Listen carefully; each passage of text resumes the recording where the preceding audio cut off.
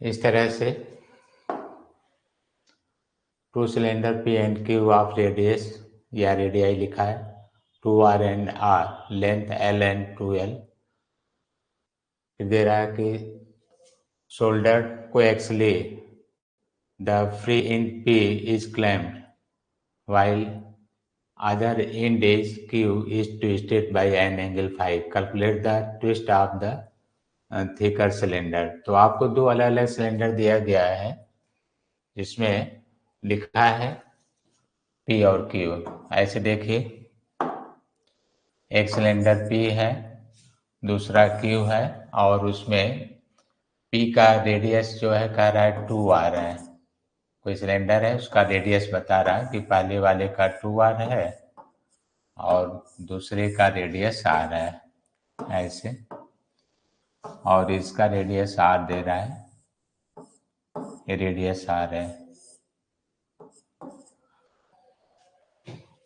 The length l and 2l, length में भी अंतर दे रहा है, इसका लेंथ l है, इसका 2l कह रहा है। और शोल्डर को एक्चुअली इनको यहाँ से, अब किसी एक ही उसमें है, हमने तो अलग अलग बना दिया, कोई एक्चुअली कह रहा है, तो इस तरह से होना चाहिए। एक ये लार्ज हो गया और एक इसी में ये थिनर और लार्ज ये हो गया, ऐसे होना चाहिए। इस तरह से है, ऐसे। एक का लेंथ l है, दूसरे का 2l है, यहाँ से रेडियस r है, इस दूसरे का रेडियस 2r है। अब इनको ट्विस्ट किया गया है।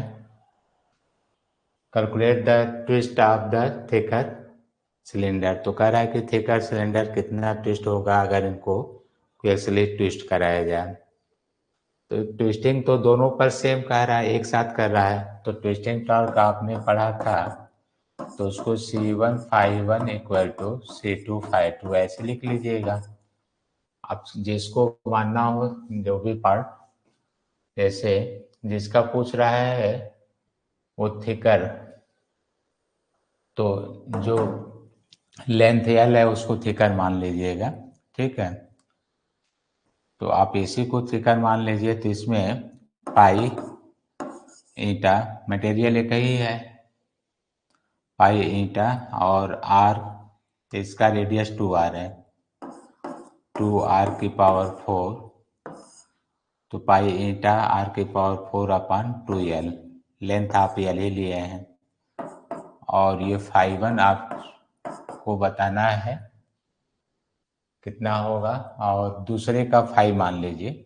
इसका है पाई ईटा r की पावर 4 इंटू 5, इसमें दिया है φ2 को आप 5 मान लीजिए, दिया है, और लेंथ है इसका 2l, ऐसे। तो आसान है, अब तो आप ज्ञात कर लेंगे क्योंकि ये कैंसिल हो जाएगा, बाकी यहाँ से 2l भी कैंसिल हो जाएगा।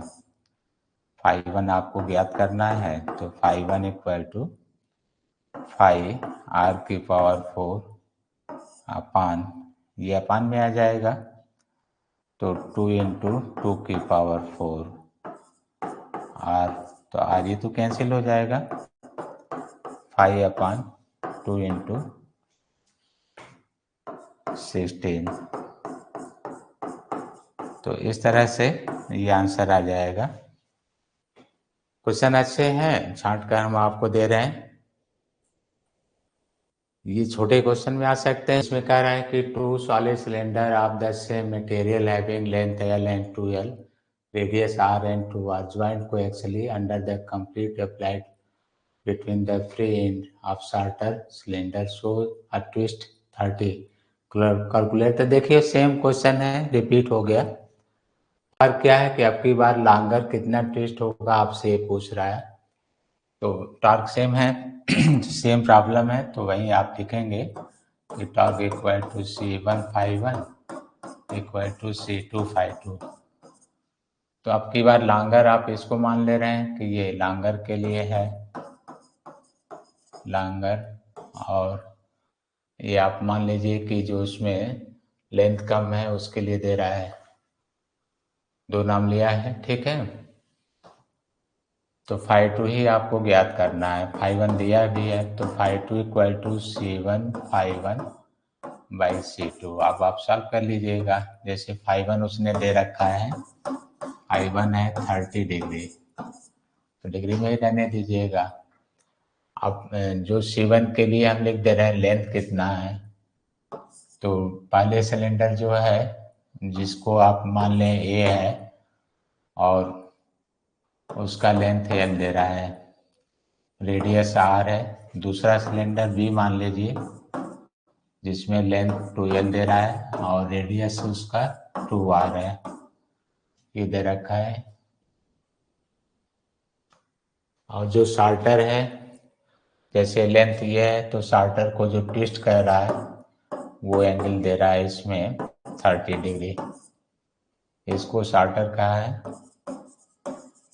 शार्टर, वैसे भी लेंथ कम है तो शार्टर होगा। तो अब आप इसमें पाई तो कट ही जाता है, पाई का केवल रोल है आर का, तो इसमें आर की पावर 4 है और 30 डिग्री है। इसमें बाई यहाँ पर है एल, जो 2L आप लिखते हैं उसमें कोई चेंज नहीं है, और इसमें आपको दे रहा है 2R की पावर 4, और φ2 तो आप निकाल ही रहे हैं। यहाँ पर लेंथ है, लेंथ की जो वैल्यू दी गई है इसमें 2 इंटू 2L दी गई है, ऐसे दिया गया है। तो 2L कैंसिल हो जाएगा और R की पावर 4 इंटू 30 16 R की पावर 4 बाई 2, R की पावर 4 कैंसिल कर दीजिएगा और यहाँ पर आ जाएगा 30 डिग्री बाई 8। अब आप आंसर निकाल लीजिएगा। तो ऐसे क्वेश्चंस तैयार करिए, बहुत इजी हैं और अच्छे क्वेश्चन है, आता है।